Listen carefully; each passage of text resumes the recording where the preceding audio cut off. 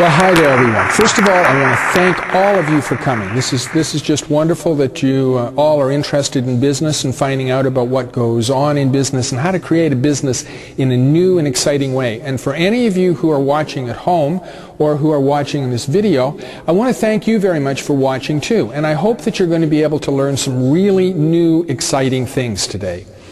My name, of course, is Justice Chase, and I'm known as the Home Business Whisperer. And the reason that I'm called that is because I teach people how to almost immediately turn their businesses around, how they can actually begin to create self-sufficient businesses, which means that they make money for the person, by changing the structure and also helping people to scale their businesses so that they can actually have a business that is appropriate for what they want to do.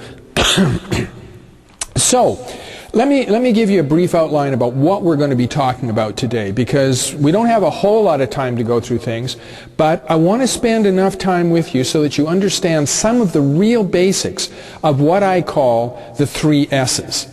And we're going to be talking about those, which are structure, self-sufficiency, and of course scalability. But before we do, I want to take a moment or two and, as I said, just kind of go over for you what it is that I'm attempting to do and what it is that you're going to learn, so that you have an idea of what today is going to be laid out as. So, why would we even need to have somebody like me come in and talk about how to start up businesses? Because there's already a copious amount of consultants, there's bank managers, there's government workers, there's people out there virtually everywhere that are willing to be able to teach people how to get a business up and running. And the problem is, at least in my estimation, is that most of these people, though exceedingly well-meaning, aren't really being very successful at helping people to be able to create the kinds of businesses they want. And that's reflected in the business statistics, or the business failure statistics, which say that almost 80% in the first year of businesses fail. By the time we take that up to 3 to 5 years, almost 90% of the people who have started businesses have failed. And these are people who have written complete business plans. They've really done their research. They've taken a look at what that business is supposed to do, and they believe they are motivated, they have all of the pieces together in order to be able to make that business a success, they believe. These are people who have borrowed money. They have not only just taken their savings, but for the majority of them, they've actually gone out and borrowed money from the bank, and yet they still fail. Over that 5-year period, as I said, up to 90% of the businesses that are started are out of business within 5 years. And as far as I'm concerned, that's not good enough. What I try to do when I teach people how to start businesses, and when I work with people who already have businesses that a lot of times are having problems or are failing, what I attempt to do with them is to teach them what I call the 3 basics, which are the structure of the business, turning the business into something that's self-sufficient for itself, so it makes the money, and teaching people how to make that business, how to structure it so that it's scalable. In other words, they can make it as big or as small as they want. So what we're going to be doing today, or what I'm going to be doing with you, is I'm going to be talking a little bit about those 3 S's, the structure, self-sufficiency, and scalability. And I'm going to be giving you more information about what those particular words mean and what that means to you as a new business owner. We're also going to explore what I call the 2 great myths. And these are 2 basic myths that are out there. They're being perpetuated by many people who are in the business to help individuals such as yourself who are thinking of starting a business or who already have a business and it's in a little bit of trouble. And these 2 myths really get in the way of you being able to have a business that thrives. We're going to talk a little bit about how these myths hold people back and some of the things that prevent people from starting businesses, because there's a lot more people want to start businesses than actually do. And there's some real good reasons for that, which we'll get into. And I also want to give you an example. We may have time for two, but at least one example of what I mean by creating a business that has structure, self-sufficiency, and scalability, and how that differs from the normal, conventional type of business. But before we get started and we jump into that, I want to tell you a very short story. There was a young farmer. He wasn't actually a farmer when he got started. He was a young fellow, and he wanted to start up a hobby farm. And he moved from the city out to the country. And he'd spent most of his money getting his hobby farm set up, getting the house all refurbished and all this kind of stuff. And he hadn't started with a whole lot, so he wasn't feeling as flush as he could. And it was time for him to get a new animal. So he thought probably getting a cow would be a good start for my hobby farm. He had noticed a farm just down the way, and the farmer there seemed to have a lot of cows, so he thought he'll just hop in his truck, drive down, knock on the door, and see if he could buy a cow. So he did that, knocks on the farmer's door, and an older farmer came to the door. And the young fellow explained his situation and told the farmer that he'd like to have a cow. Now the old farmer said, "Sure, I can sell you a cow. I've got lots and lots of cows in my backyard here, and I can get you a good one for $2,000 or $3,000. Well, the young guy just was totally blown away by this, because he said, "I can't spend $2,000 or $3,000. I don't have it. In fact, what I've got to spend is $100. So the old farmer kind of laughed and said, "$100? Well, I don't know. I do have one cow that I could let go for $100, but she's old and not very healthy, and I don't know if you'd want her." And the young guy said, "Yeah, that's great. I just want to get started. I want to get learning about how to look after livestock and everything, so this would be a great thing." So he peels off $100, hands it to the old farmer, and asks the farmer if he could deliver that cow to him in the coming weekend. So the time goes by, and the young farmer gets things ready at his farm for the cow to arrive. And the weekend comes, and the old farmer comes up to the young guy's door, knocks on the door. The young guy throws open the door and says, "Wow, great, did you bring my cow?" And the old farmer looks at him and says, "Yeah, I did. But we have a problem, because on the way over, the cow died." And the young guy looks out into the farmyard, and there in the back of the pickup truck is the cow laying with its feet sticking straight up in the air, obviously dead. So the old farmer kind of looks at him, and the young farmer looks back, and the young farmer says, "Well, that's okay. Just give me my $100 back, and we'll call it a day." The old farmer looks at him and says, "No. It doesn't work like that. You bought that cow last week. I held it for you at no cost. I drove it over here. The cow is yours. But I'm not going to be a complete nasty person. What I'm going to do is I'm willing to take the dead carcass back to my place, and I'll bury it using my backhoe, so you don't have to worry about it." And the young guy says, "Oh, so the cow is mine." The old farmer says, "That's the way it is." So the young guy says, "No, that's okay. Just take it around to the barn in the back, and I want you to drop him off, and that'll be fine." So the old farmer shakes his head, takes the carcass around to the back, drops it off, and heads off down and out onto the road back to his farmyard. Well, about a month goes by, and there's a knock on the old farmer's door. And he opens up the door, and much to his surprise, here's the young farmer again. And the young guy says, "I'm ready to take one of those $2,000 or $3,000 cows."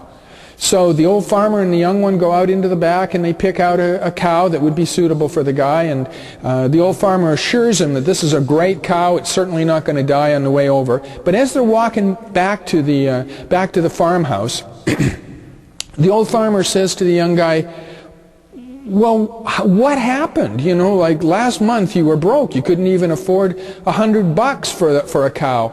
And now you're willing to pay $2,000 or $3,000 for one. Did you get a really great job or strike oil on your land, or what happened?" So the young guy looks at him and he says, "Oh no, I sold your cow. You know, the one I bought for $100.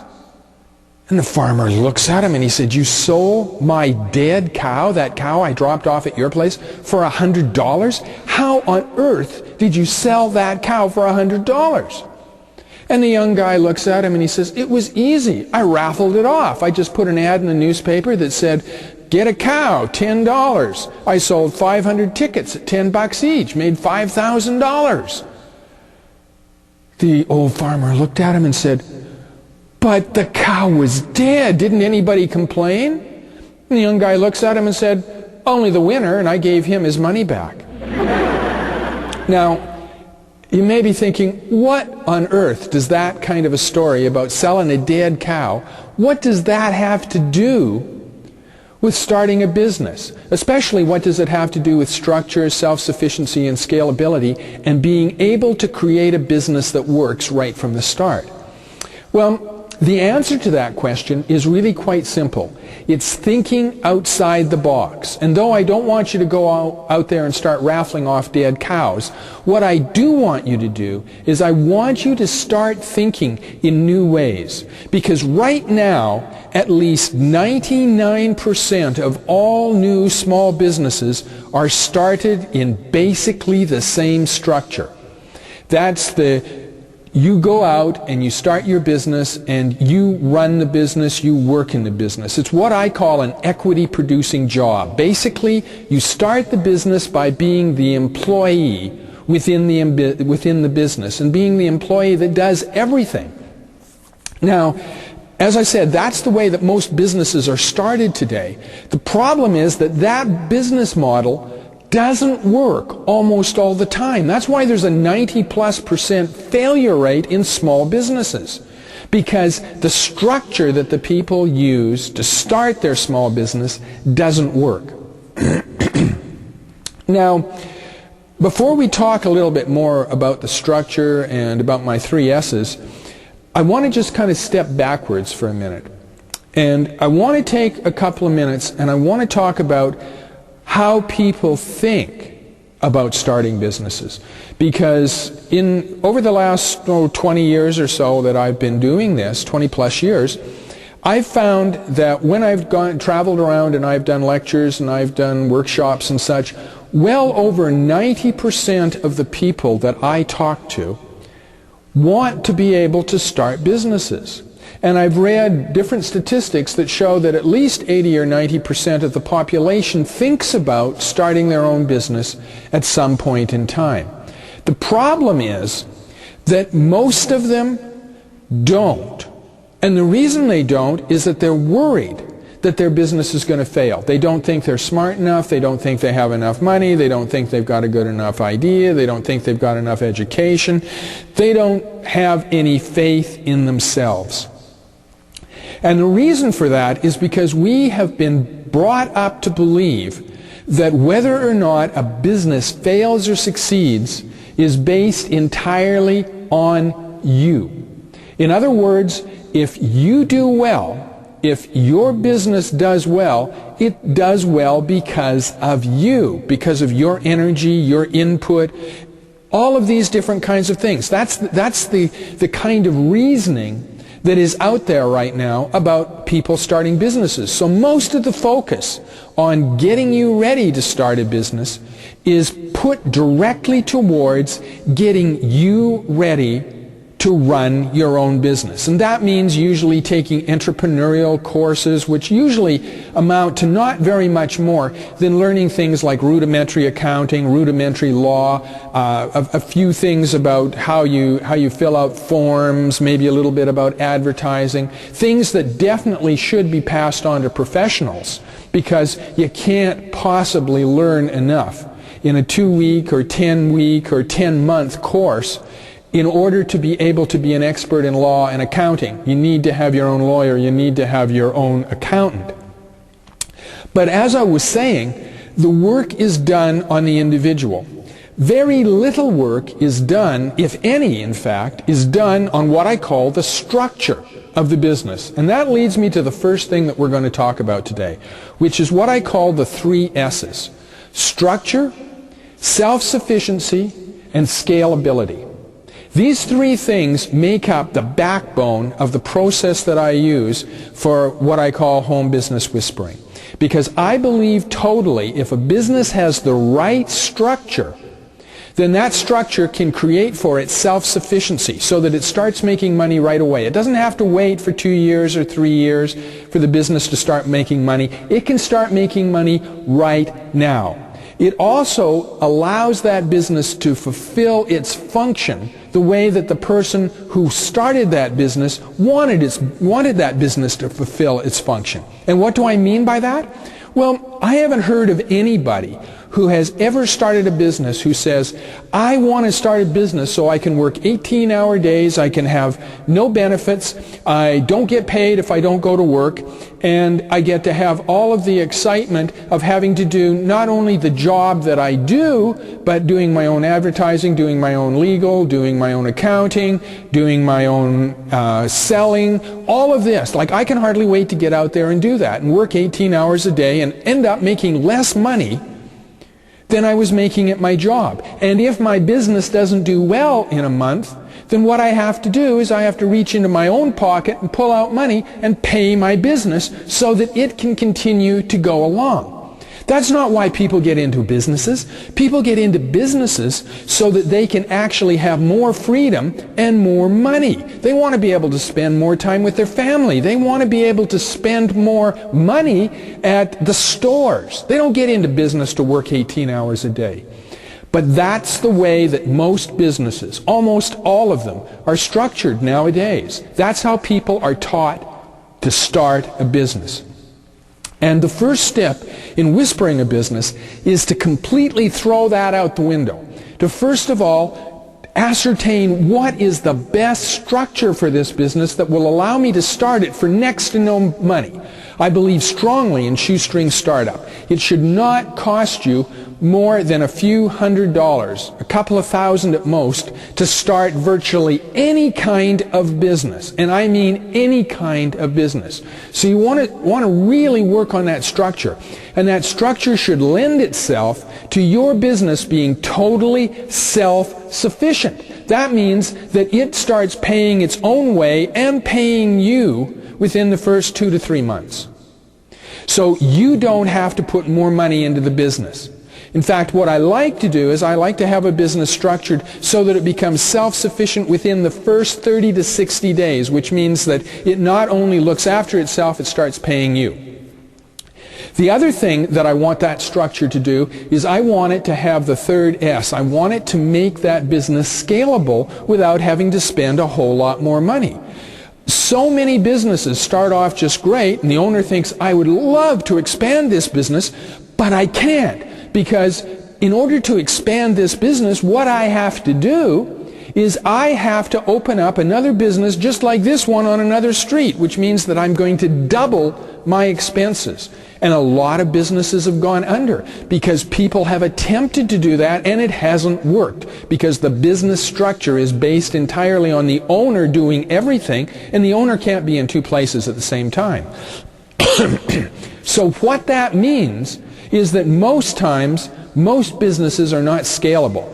They operate at the scale they're started at. They can't grow anymore. They can't be made smaller. They have to stay at that level. And I believe one of the functions of having the right structure is being able to make your business scalable, so you can move it from the kitchen table to the boardroom table like that if you want. You can do it easily, comfortably, and quickly. So before I give you an example of what scalability and structure and self-sufficiency actually look like in the real world, I mentioned I was going to talk about the two big myths. And I want to take a moment or two, and I do want to talk about those because they are so important, especially for any of you who are new in getting into business. And you're just thinking, gee, I'd like to get into business, but I don't know. I don't know if it's the thing to do because it could be expensive, it's going to be risky. There are so many things that could go wrong. So I want to talk about these two big myths because they are vitally important if you are to be really successful in moving your business ahead. So what are these two myths? The first one is what I call the better mousetrap myth. And basically what the better mousetrap myth says is that you have to have a better mousetrap. You have to have a better business idea than what's already out there. And people are striving, individuals who want to have their businesses are striving all the time to try to come up with a better idea. They're thinking, oh, if I could only come up with a better idea to be able to do this, then wow, that would be wonderful. I'd be able to make all this money and things would be great. And it is a myth, because usually the most successful businesses are those businesses that are the closest to what is already successful right now. The reason being that if you come up with a better mousetrap, you have to sell the whole concept of a better mousetrap.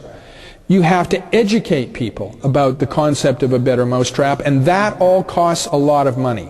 If you can find something that's already working and you can do it too, then most times you will have a more successful business than coming up with a brand new idea. So a lot of people don't bother getting their business going because they're so concerned and so afraid that they don't have a good idea, that they need to have a good idea. And you don't have to have a good idea. All you need to do is look around and find something that is doing well, and then open that kind of a business, and chances are you will do well as well. Again, especially if you structure it the right way. Now, the second myth, that second big myth, is the one that stops more people than just about anything else. And it is the idea that you have to have a whole lot of money if you're going to be having a successful business, if you're going to start a business. Most bankers, most consultants, most government people, agents that are helping individuals to be able to start a small business make a tragic mistake by telling people that if they're going to be successful in business, they have to have a lot of money. Usually they're told they have to have enough money to buy or rent the premises. They're told they have to have enough money to buy or rent or get, or however, all of the stock and all of the infrastructure. They have to buy the telephones and the light and all the rest of this. And then they're told that they have to have a minimum of 2 to 3 years worth of salary put aside because their business isn't going to make any money for 2 to 3 years. That comes out to thousands and thousands of dollars.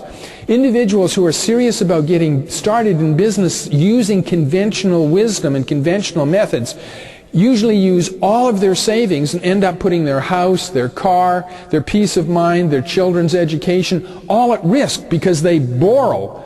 Then not only do they use everything that they've got, but they borrow thousands of dollars over and above what they've actually got.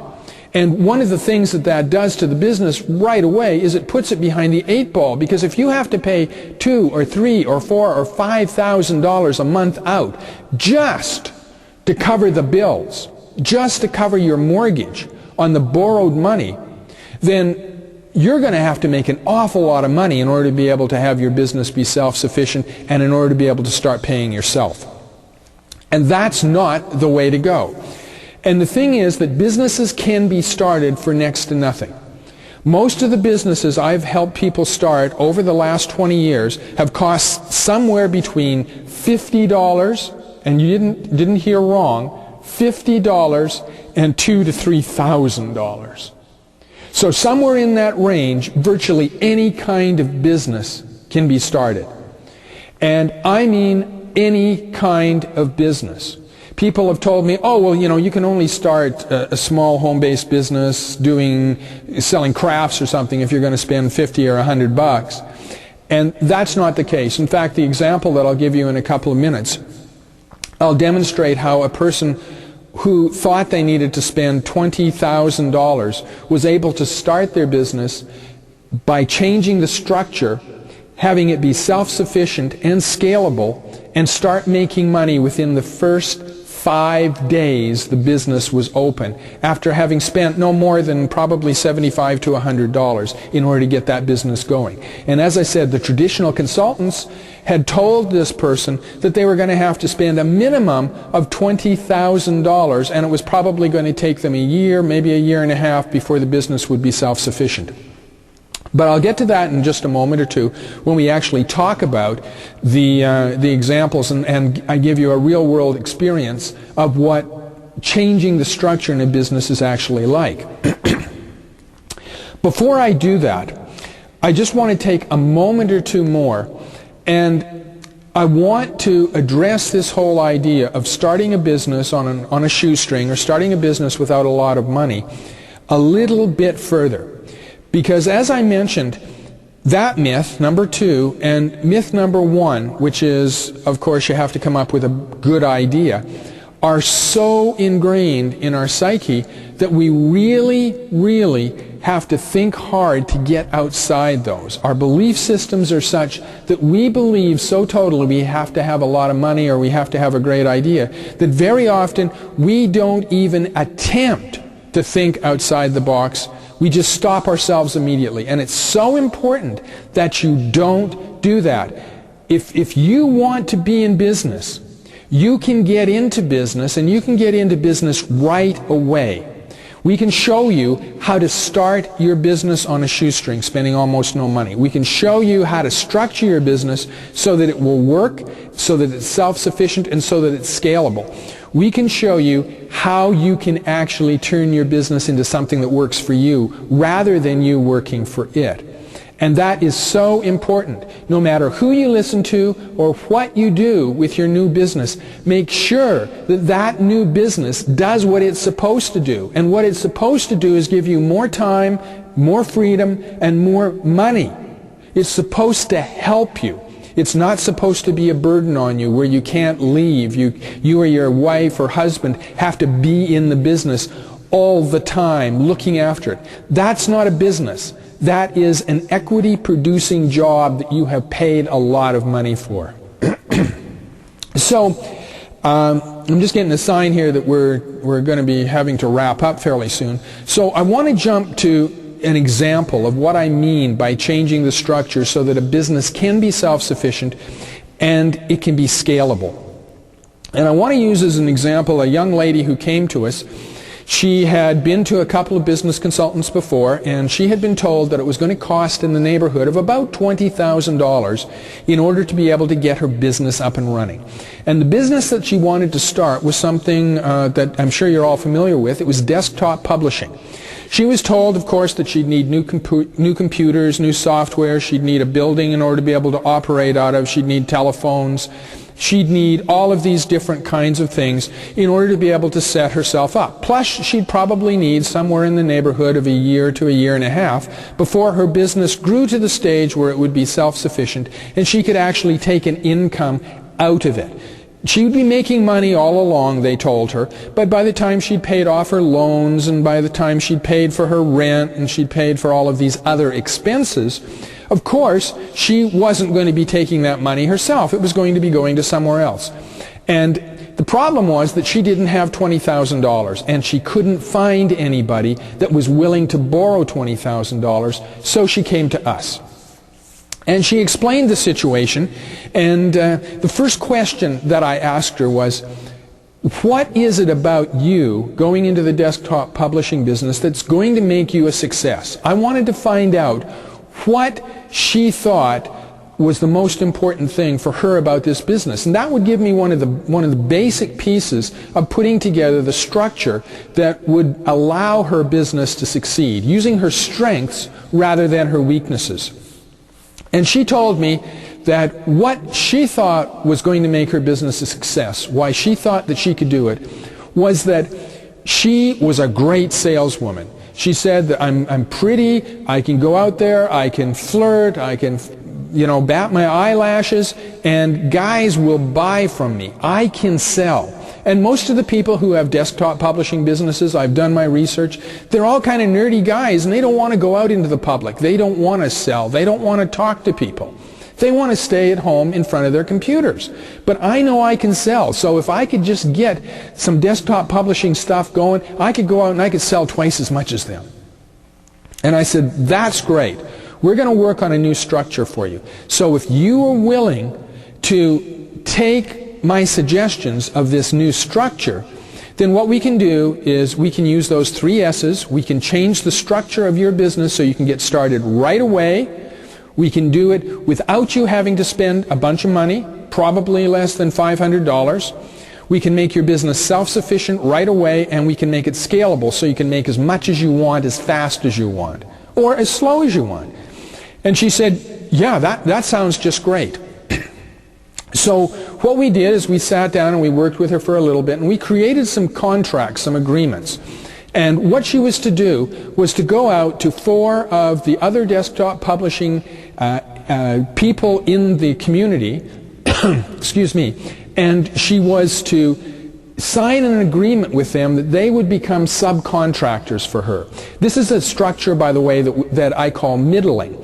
And they would become her subcontractors. In other words, she would get clients, they would be her clients. She wouldn't be just a salesperson for them. She would get clients, and she would bring them to that desktop publishing company, and they would do the work for a discount because they're doing it wholesale. They're acting like a subcontractor. And the difference between their discount and what the customer was paying becomes her profit. And her profitability, of course, in the business. So we worked out the agreement, and being a good salesperson, she went out and she was able to get 4 desktop publishers to go along with this right away. They thought, yeah, that was a great idea. If you're going to go out and sell people, we don't have to pay advertising, we don't have to put ads in the paper, we don't have to put radio ads on, and we get people coming in. So yeah, we can lower our cost. So they did that. And she was able, as I said, to sign up 4 people within the first couple of days. She came back, and we then helped her to design a brochure. And it probably took us a week to a week and a half to get all of that together. And by the time she had finished, her cost into her business was approximately $75 to $100 based on the photocopying that she had to do, putting gas into her car, driving to the different places. So putting all of those expenses in, she had only spent approximately $75 to $100. Once she had that all together, she had her brochures, the next step was to go out for her and start selling her desktop publishing business. Now you have to remember that if she got the $20,000 and had the building, had all of the pieces of infrastructure, had the computers, she would still have to go out and sell it. Then she'd have to come back and do all the work. She'd have to do all the accounting, all of these other things. What we had her doing was just going out and doing the selling. Well, to make a long story short, what happened was she was as good as her word. She went out and she started doing a fantastic job of selling her concept of the desktop publishing, her ideas, all of this kind of thing. And she then took it back to the subcontractors, gave them instructions on how the job was supposed to be done, and they did the job. Now, within about a month and a half, she was able to fill up 2 of the desktop publishers. Now remember, if she had had her own business structured the way that she was going to start it, what would have happened is she would have only been able to do half as many clients at that point in time. In fact, less than that, because she would have had to be out of the office selling, she would have had to be doing all kinds of things, as well as the desktop publishing. She could actually funnel all of the work she was able to get to the other 2 desktop publishers. Within another couple of months, she was able to fill up the other 2 desktop publishers. That meant that she was now at a stage where she had 4 times as many clients as she would have been able to handle had she been doing it on her own. And of course, if she wanted to scale up the number of clients that she could have, then all she would have to do is 2 very simple things. Get contracts with more desktop publishers and hire some other salespeople, which is exactly what she did. She moved to a larger center, took her entire idea about how the whole thing worked. She hired some more salespeople, some sales girls. She taught them exactly what it was that she did, how she did it, how well it worked, all of that. And she got more desktop publishers signed up on her agreement. And the last time that I was talking to her, she was making somewhere in the neighborhood of $7,000 to $10,000 profit into her pocket every single month. And she was doing almost none of the work. Her work day consisted of getting up in the morning and spending a couple or 3 hours on the telephone to her sales crew, finding out exactly what went on, talking to a manager that she had hired to make sure that all of the subcontracting was being done the way it was supposed to, and then she would go out and spend the rest of the day sitting by her pool. That was truly an example of using the correct structure to create immediate self-sufficiency and immediate scalability, so that that person could create for themselves a really exciting and powerful business that just moved right ahead. By having that right structure, she avoided having all of the infrastructure payments that she would have had if she'd rented or bought a place. She avoided having to do all of the work of sitting down and doing all the desktop publishing, which would have limited to the number of hours she could put in, how much work she could do. It allowed her to scale the business to any size that she wanted to, again, something that would have been impossible had she started the business using a conventional method. So it met all three of the major S's. By creating the right structure that fit for her, it allowed her business to immediately become self-sufficient, and it immediately allowed the business to be scalable, if she so desired, to any size that she wanted. If she wanted to, she could operate using that same structure, having people in 25 different cities. She could have 100 cities. Or she could bring it right back down to where she's running it from her kitchen table and she's just got a couple of desktop publishers and she's doing the sales herself. It's totally scalable in either direction.